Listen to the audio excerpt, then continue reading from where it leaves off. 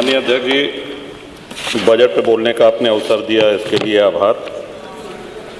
श्रीमान, हमारे सदन की कार्रवाई पूरे देश में और यहाँ तक विदेशों में भी देखी जाती है, लाइव टेलीकास्ट हो रहा है। कुछ बातें यहाँ पे गलत कही गई हैं, सत्य से परे कही गई हैं, और कुछ आधी अधूरी बातें करी गई हैं, जिससे बाहर एक भ्रम और भ्रांति वाली स्थिति भी बनती है।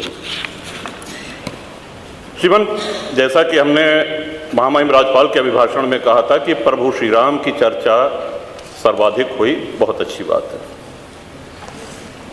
डॉक्टर लोहिया को मानने वाले लोग भी ये मानेंगे कि डॉक्टर लोहिया ने जन सामान्य को भगवान श्री राम के आदर्शों पर चलने की प्रेरणा देने के उद्देश्य से प्रतिवर्ष रामायण मेले का आयोजन किया करते थे।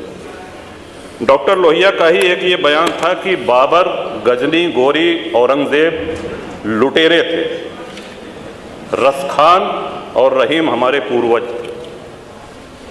श्रीमान, ये बात यहाँ पे इसलिए कहना आवश्यक हो रही है कि पिछले कई दिनों से हम देख रहे हैं कि माहौल बिगाड़ने का प्रयास हो रहा है। हल्द्वानी तक का उदाहरण दिया गया इस हाउस में।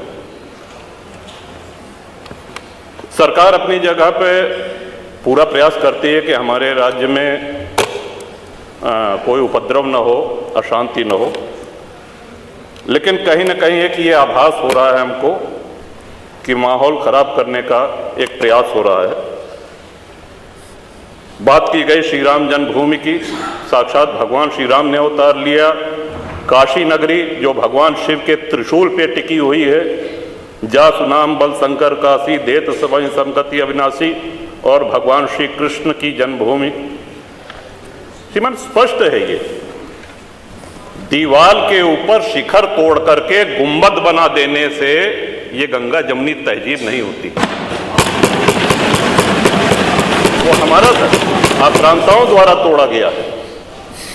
और एक और भ्रम फैलाया जा रहा है, जो व्यास जी के गुफा में जो पूजा हो रही है, वो पूजा अनवरत सैकड़ों वर्ष से चलती आ रही है। ये बात बाहर जानी चाहिए श्रीमान। अनवरत सैकड़ों वर्ष से, इस पे सन 93 में स्थानीय प्रशासन ने रोक लगाया, किसी न्यायालय ने रोक नहीं लगाया इसकी पूजा पे।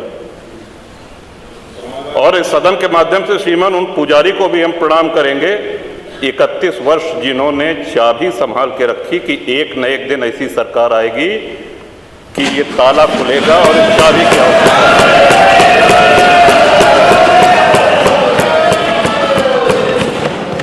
अल्लामा इकबाल, फिर वही होता है कि आधा अधूरा बोल दिए जो है पूरा बोलना चाहिए। अल्लामा इकबाल पहले वो व्यक्ति थे जिन्होंने कहा कि हिंदू और मुसलमान एक साथ नहीं रह सकते। पाकिस्तान के आइडियोलॉजिकल फादर, इसने कहा कि मुस्लिमों को अलग देश चाहिए। जिन्ना को रास्ता बताने वाले, जिन्ना को उकसाने वाले, और पाकिस्तान के पक्ष में भारत के मुसलमानों ने वोटिंग करी, जिसमें 98% लोगों ने कहा कि हिंदू और मुस्लिम साथ साथ नहीं रह सकते। इस बात पे लेकर के बंटवारा हुआ, और सारे जहां से अच्छा जो कविता सुनाई गई वो अधूरी है। 2 पंक्ति उसकी हम भी सुना दे रहे हैं कि ए आब रूद गंगा, वो दिन है याद तुझको, उतरा तेरे किनारे जब कारवां हमारा। कि गंगा के वो मैदान तुमको याद है जब हमारा कारवां उधर से आक्रांताओं का कारवां आया था।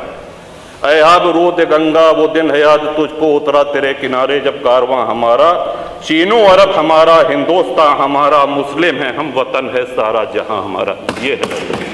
ये तरानाए मिल्ली की पंक्तियां हैं, अल्लामा इकबाल ने 1910 में लिखी थी। श्रीमान, हम ही क्या धर्मार्थ देते रहेंगे, सभी कुछ हो मौन सहते रहेंगे, कि धर्म को देंगे बल अन्य जन भी, तजेंगे क्रूरता छल अन्य जन भी।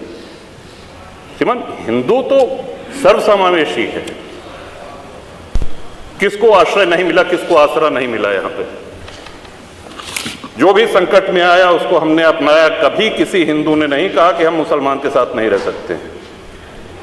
उल्टा जब बंटवारा हुआ, धर्म के आधार पे हुआ, पाकिस्तान बना, जो मुस्लिम वहां जा रहे थे, हिंदुओं ने उनको रोकने का काम किया कि आप रहिए हमारे साथ, भाई भाई बन के रहिए।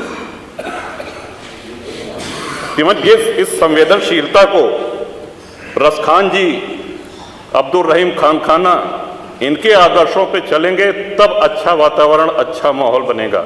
अगर बाबर और औरंगजेब के अनुसरण करेंगे, उनका अनुकरण करेंगे, तब तो शांति की कोई गारंटी नहीं। मैं फिर से पुनः बधाई देता हूं, इस बजट का समर्थन करता हूं और माननीय योगी जी की सरकार को बधाई देता हूं।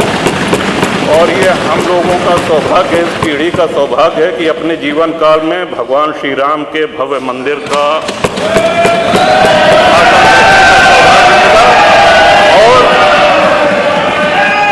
मेरा ये भी मानना है कि आदि शंकराचार्य के बाद